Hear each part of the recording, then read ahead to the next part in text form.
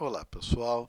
Estamos retornando a vocês com o estudo do Evangelho no capítulo 27, quase ao seu final, e que Kardec intitulou como Pedi e Obtereis. Bom, aqui a gente precisa fazer uma consideração muito particular, pessoal. É, eu entendo as razões, né, porque Kardec intitulou Pedi e Obtereis.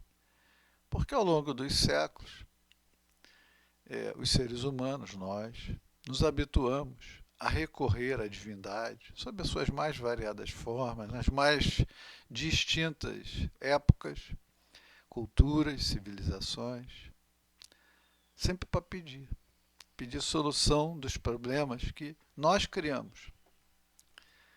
E aí a gente quer uma fórmula mágica, uma fórmula rápida, indolor, simples, fácil. A gente conduz a nossa vida da forma mais desequilibrada e quando está tudo bem, a gente desfruta e ainda diz assim: eu não quero nem que Deus me ajude. Né? Se melhorar, estraga. Mas quando as coisas dão errado, e geralmente elas dão errado, então a gente fala: ah, meu Deus, me ajuda. E pede. Então, pedi e obtereis. Eu acho que nós muito mais, né, deveríamos nos dirigir à divindade em atitude de gratidão. Gratidão pela vida, pelas oportunidades, pela família, pelo trabalho, pelo estudo, o acesso ao estudo de qualidade, do esclarecimento. Às vezes conhecer o mundo, fazer uma viagem, acessar uma outra cultura, conhecer outras pessoas. Tem tantas coisas que enriquecem nossa vida e a gente não agradece, a gente só desfruta. Então, eu acho que ao longo da minha vida eu sempre fui muito grato. Grato pela minha família, pela vida, pela minha família, pelos meus pais, os outros familiares que me cercaram, as pessoas que cuidaram de mim, professores, pessoas que trabalhavam na nossa casa, os vizinhos, as vizinhas cuidavam de nós. Olha, foram muitas bênçãos. Muitas bênçãos. Eu sempre agradeci. Depois a família, trabalho, tantas oportunidades de trabalho, conhecendo pessoas diferentes. Acho que a vida toda eu muitas vezes agradeci e até hoje é assim. Ah, como eu agradeço a Deus ter nascido no Brasil. Eu amo esse país. Profundamente vejo aqui todo o futuro, todas as oportunidades. Como eu amo o Brasil. Como eu sou grato por ter tido a oportunidade de encarnar aqui e serei sempre grato a essa pátria. Eu vim de outros lugares, já estive em muitos, mas esse com certeza me marcará para sempre por laços distintos talvez dos outros, mas muito mais profundos porque envolve a fraternidade, o amor. Estarei sempre ligado a essa terra num ato de amor. E agradeço a Deus, aos bons espíritos que me permitiram aqui encarnar. Mas, quando se fala de prece, o que é a prece? A prece nada mais é do que um processo de comunicação. É íntima, particular, mental, emocional, profunda. Também deveria ser a prece estabelecida em termos de honestidade, humildade, simplicidade. Porque se é uma conversa, por exemplo, se em algum momento da minha vida eu tinha que sentar na frente do meu pai ou da minha mãe para conversar, não dava para contar mentira. Não dava para falsear. Meu pai e minha mãe me conheceram pelado, nu. Eles me colocaram a primeira roupa. Eles me viraram do avesso desde que eu nasci. E aí eu vou chegar na frente do meu pai com conversa fiada. Isso não é uma relação íntegra, honesta e que propõe alguma coisa de bom, a menos que eu queira passar o meu pai ou a minha mãe para trás. Nunca deu certo isso. Meu pai me conhecia profundamente, minha mãe também. Meus amigos também. Meus filhos me conhecem muito bem. As pessoas que convivem conosco. Então, é, é interessante que a pessoa feche o olho e pensa um monte de absurdo e acha que vai dar certo. Cabe lembrar que quando nós estamos em contato espiritual, a espiritualidade olha para a nossa estrutura não física. Ela olha para o perispírito. O perispírito, a aura da pessoa, expõe o espírito exatamente como ele é. Se ele é feio moralmente, ele vai se apresentar assim. Se ele é escuro, se ele é denso, se ele tem mau odor, tudo está lá estampado. Não dá para enganar a espiritualidade com uma conversa esperta. Então a gente deveria saber que, quer seja que estejamos fazendo uma viagem para dentro, quando fazemos uma viagem para dentro de nós, nós estamos em contato com o nosso eu crístico, com a nossa centelha, mas também com a nossa consciência. A nossa consciência nos desnuda, ela sabe exatamente quem nós somos. Pontos fortes, pontos fracos, virtudes, vícios e tudo mais. Então não tem como enganar a si mesmo. Esse é o primeiro e maior engano. Aí depois nós queremos orar a Deus, orar a Jesus, a Maria, a Francisco, a Clara, a Eurípides, a Bezerra, ou qualquer outra entidade superior,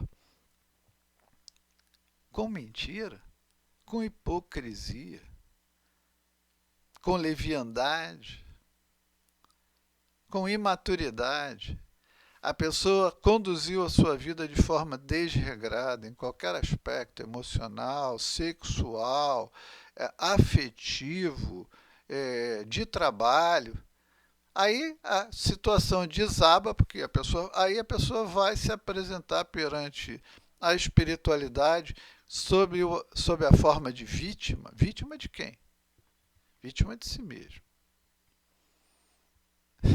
Não se engana ninguém.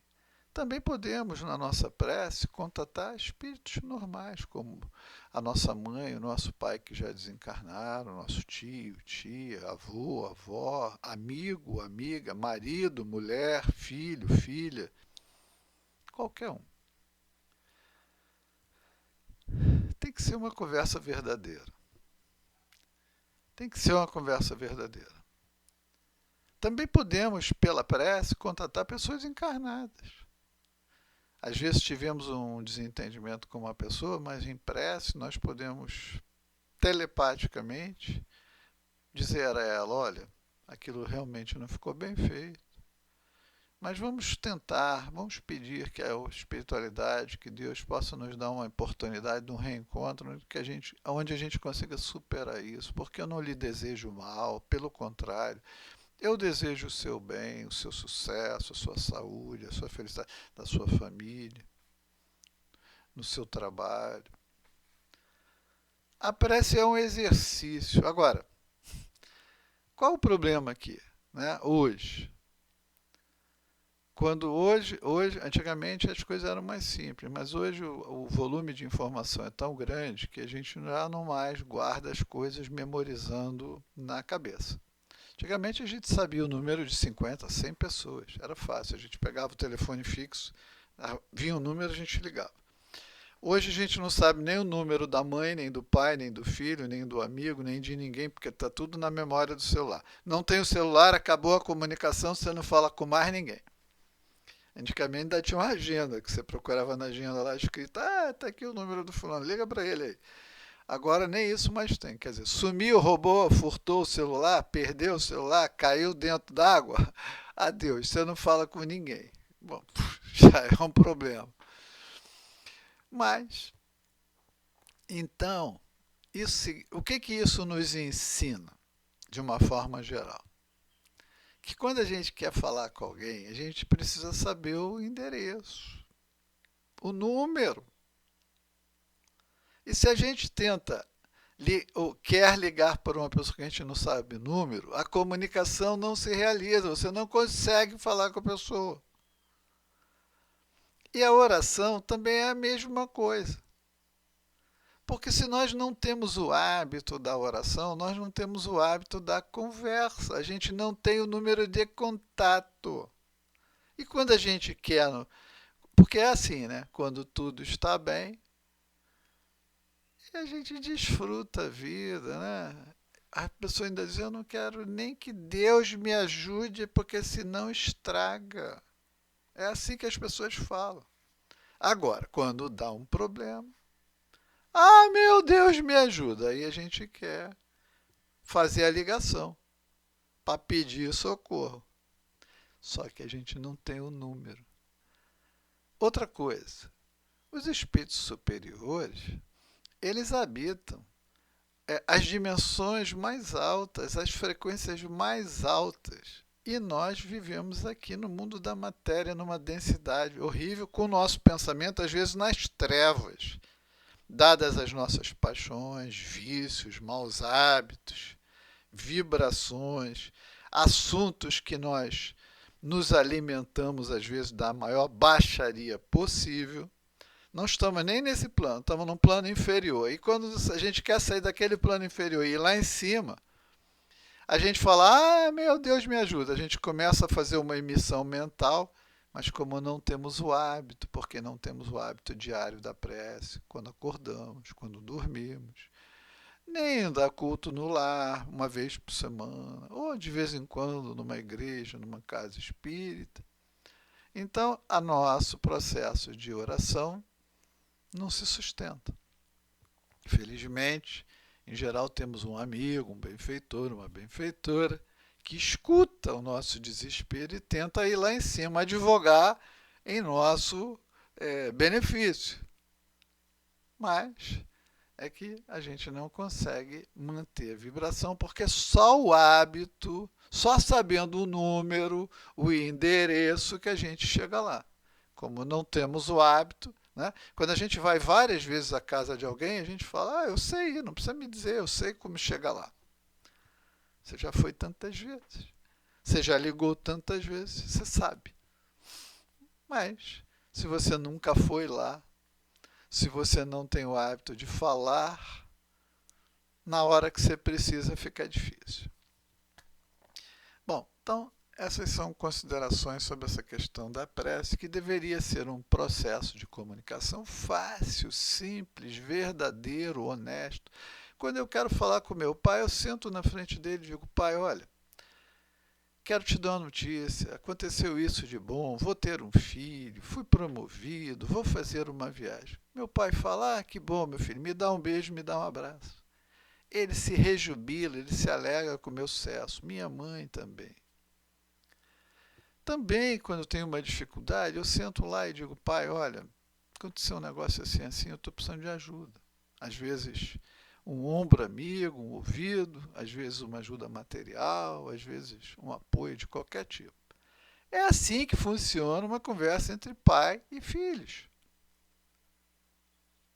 E Deus é pai.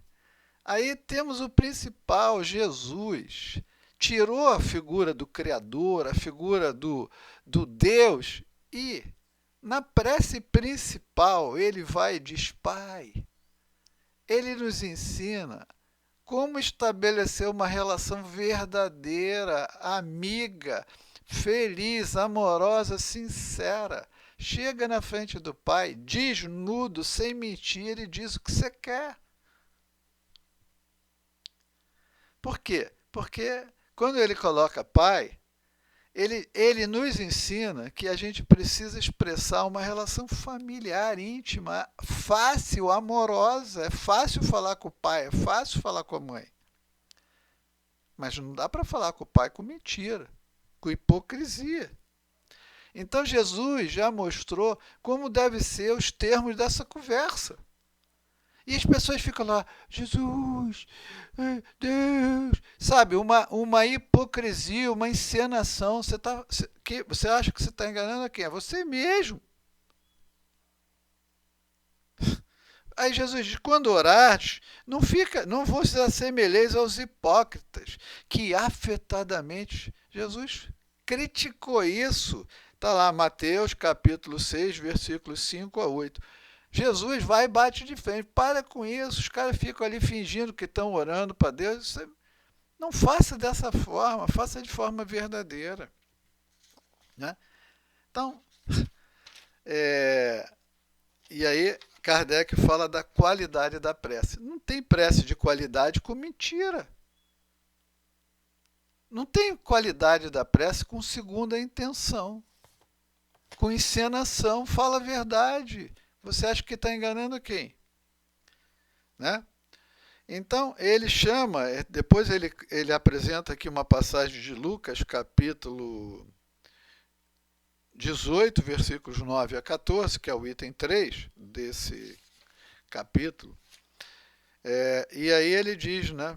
Ele fala de duas pessoas, né? Primeiro o fariseu que está ali subindo e o publicano. O fariseu cheio de encenação, parecia um ator. E o publicano chegou e disse, olha, você me conhece, eu sou o que eu sou. Eu tenho minhas dificuldades. E Jesus mostra que a prece do publicano, que era mal visto, tinha muito mais valor que a do fariseu, que era um hipócrita. Então, de um lado, do fariseu havia hipocrisia e orgulho. E do lado do publicano, que era mal visto, cobrador de impostos, havia verdade e humildade. Então, Jesus mostra nessa interpretação, né, que Deus, a consciência, sabe a verdade, sabe a intenção de cada um. Né? No item 5, 6, 7, 8, Kardec intitulou a eficácia da prece. Cabe lembrar que a passagem que ele escolheu aqui, que é de Marcos, capítulo 11, versículo 24, que está no item 5 do Evangelho, é um pedacinho de um contexto maior em que Jesus, nas outras, no item 1, 2, 3, 4, né, porque esse aqui, na verdade, esse é o versículo 24, nos versículos anteriores, Jesus estava fazendo uma orientação aos iniciados, aos apóstolos, né, da sua Assembleia do Caminho. Então, seja o que for que peçais na prece, crede que o obtereis e concedido vos será o que pedirdes. Bom, aqui tem um aspecto que Jesus não podia falar de física quântica, né? Hoje ninguém sabe nada sobre isso, a maioria não sabe nada, né? Mas ele diz assim, né? Porque olha só, eles iam sair para o mundo para fazer prodígios, supostamente aquilo que as pessoas chamavam de milagres. O cara não podia hesitar, ele não podia ter medo. Quando ele dava um comando, ele tinha que confiar que aquele comando ia ser executado. Quando ele dava um comando para um espírito obsessor se afastar, ou quando ele encontrava um leproso que ele pretendia regenerar imediatamente a saúde daquele indivíduo, ele não podia fazer isso na dúvida, será que vai dar certo? Então, Jesus aqui, quando ele fala da eficácia da prece, ele diz o seguinte, quando você lança alguma coisa, você tem que lançar com total confiança. Por isso digo-vos, tudo quanto orardes e pedirdes, confiai que já recebestes, e ser-vos-á feito. Ou seja, quando você pede já agradecendo por haver recebido. Agora, quando isso vai acontecer, né, a gente precisa fazer o lançamento da prece, da vontade. Primeiro, não vamos pedir o que é absurdo, vamos pedir o que é razoável, justo, merecido, né? E a gente precisa entender que quando pede, temos que pedir como um fato consumado. Já alcancei, vai chegar, já chegou, está aqui, só está a caminho, né? A gente precisa ter convicção plena do que se quer e pedir apenas o que for razoável e justo, sem pré-condições, ou estabelecer o modo como vai receber e o momento, o tempo em que aquilo vai chegar ou ser atendido. Deus tem o seu tempo. É sobre isso que esses itens fazem referência, né? E aí, no item 9, 10, 11, 12, 13, 14, Kardec fala a respeito da ação da prece, da transmissão do pensamento. Então, a gente precisa entender o seguinte, aquilo que eu falei antes. Existe o hábito, a prática regular da prece, de minha parte, de sua parte? Se não existe, já temos um problema inicial. Por quê? Porque não temos hábito de sair desse nível aqui, rasteiro, e alcançar um nível ou outro. Isso só se faz com regularidade, sinceridade, humildade, intimidade. Verdade. É um processo de comunicação telepático. Você está colocando a sua mente em contato. Você quer colocar a sua mente em contato. Não é, você não está usando esse negocinho aqui, não. É a mente, é o coração. Não, você não está usando o celular, tá? Você tem que usar a mente e o coração. O seu processo tem que ser, a energia tem que ser sua. Você não vai usar recursos externos, né? E, como eu disse, se é um processo de comunicação telepático, não há como enganar o destinatário. Mas você precisa saber o endereço. Você precisa saber para quem é e a quem você quer se dirigir. Qual é a sua frequência vibratória? Regular, a média do dia a dia. Hoje, qual é? Se você tivesse que analisar a sua frequência vibratória, onde ela está? Onde ela estiver é onde você vive, mentalmente, vibracionalmente. Se você quer alcançar um plano lá em cima, não vai ser um processo fácil, não vai ser um processo simples. Até onde você é capaz, ou eu, de sustentar uma emissão numa alta frequência. Tudo na vida é esforço, tudo na vida é trabalho, tudo na vida é aprendizagem, é exercício. É sobre isso que esse capítulo fala. Nos itens 16 e 17, ele fala de preces inteligíveis. Dizem, né, que havia São Sebastião, ou um santo qualquer daqueles mais simplórios, que ele não sabia falar muito, não tinha muita instrução, mas dizia assim: Pai, Bastião está aqui. Mas falava isso com uma sinceridade, com um amor, com uma entrega, que a conexão se estabelecia lá em cima. E preces inteligíveis é o seguinte: não tem que ficar falando um montão de palavras, tem que haver uma entrega íntima, poucas palavras. Falar pouco, falar com amor, falar com verdade, falar com o coração. Isso que é uma prece inteligível.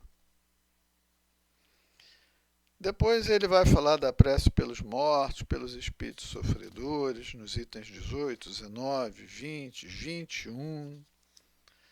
Bom, é óbvio que nós podemos orar por qualquer pessoa, encarnada ou desencarnada, pelo bem dela, pela felicidade dela.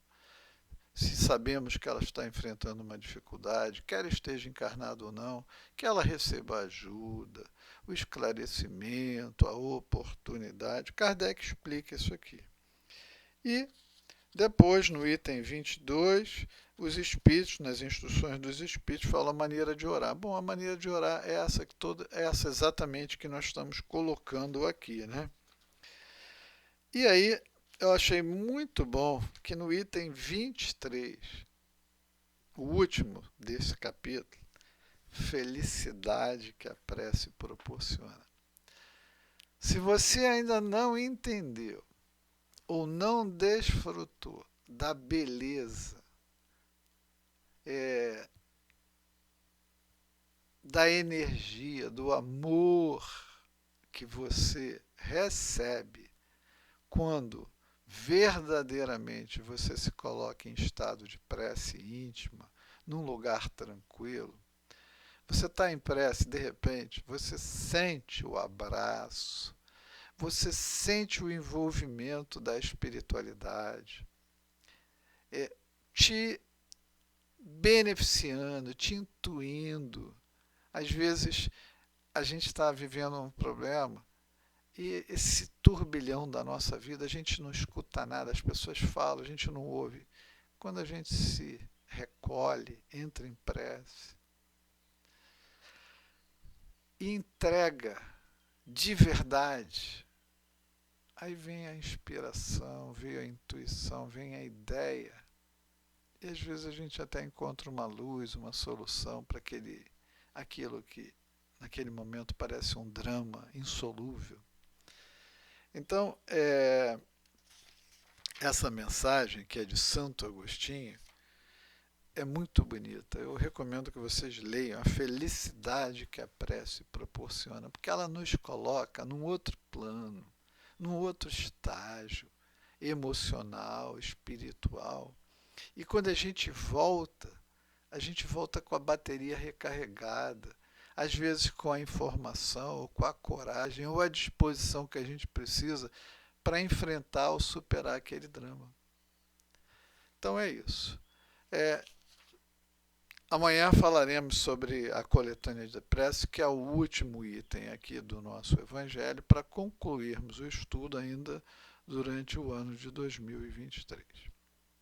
Então, em prece, eu dedico a cada um de vocês, todos os dias, muita paz, muita alegria, muita felicidade, muita sabedoria, muito equilíbrio, muito discernimento para conduzir sua vida, principalmente se você souber tirar proveito daquilo que os espíritos, capitaneados pelo Espírito da Verdade, Espírito Crístico, que encarnou entre nós com a personalidade de Jesus de Nazaré e se utilizou desse seu apóstolo, que adotou o pseudônimo de Allan Kardec,